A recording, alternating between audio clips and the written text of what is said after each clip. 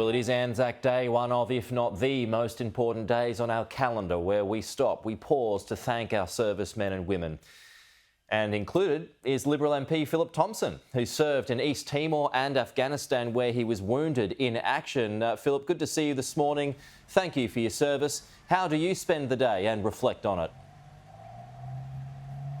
Well, thank you for having me. Well, today I did the dawn service here in Townsville, the cenotaph behind me. You might be able to hear or see some of the ASLAVs driving off from the service.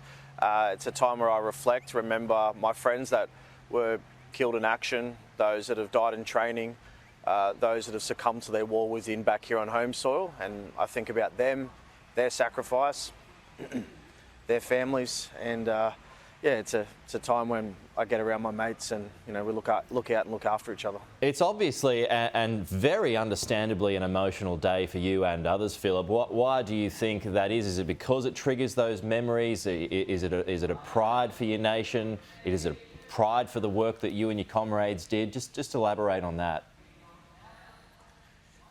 It's emotional because I remember my mates that aren't here and the families that are growing up without fathers, mothers, people that pay the ultimate sacrifice for this country. I only touch on and think briefly about my service. I think about those that sacrificed it all. And as a father, I look at the two children that were here today and their father's not here anymore and he was killed in action. And it breaks my heart that they will grow up, but they'll grow up knowing that he fought for freedoms. He laid down his life for this nation. And when you say the words, lest we forget, they're not words, they're actions, because we commit ourselves to remembering the names of all of those that have paid the ultimate sacrifice. And yeah, it's an emotional day. It's a tough day.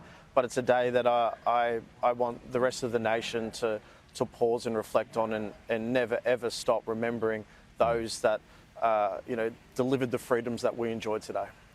Phil, I had Keith Wallahan on the program a moment ago and I asked him this question as well about this poll that came out a couple of days ago about the next generation, Gen Z.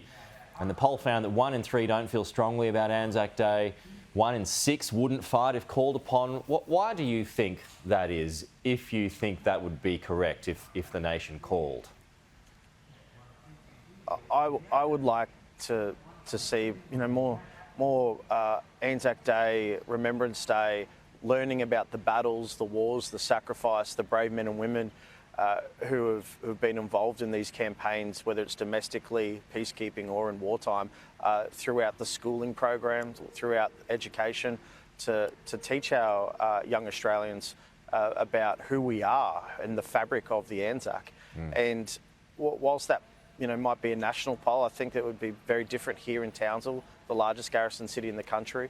And if I wasn't wounded in action in Afghanistan, I would still be in the ADF today. It's a great life, and service to this nation should be treated as such high honour. Absolutely, yeah. But even despite that, I mean, ADF numbers are not where we need them to be, right? Why do you think that is? Why are the younger people not signing up, not joining up? Well, we've got to show that our younger generation that life in the ADF is great. And I think that governments have a lot to answer for too when you look at the ads, the recruitment, the retention, because we have recruitment issues, retention issues and readiness issues.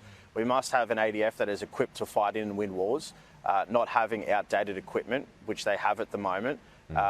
People see that and they go, well, why do we want to get in if we can't even have the equipment to do our job? We want ads that reflect community kind of sentiment, and we should be getting veterans out there selling the story. It's a great job. We're not all broken. It's a great career, and those that are broken, like me, we still live good lives, and serving this country has been the highest and greatest honour that I've ever had. Well, and you're thriving, Phillip Thompson, selling a great message for the Defence Force. Again, thank you for your service, and thanks for coming on the program today. Really appreciate it.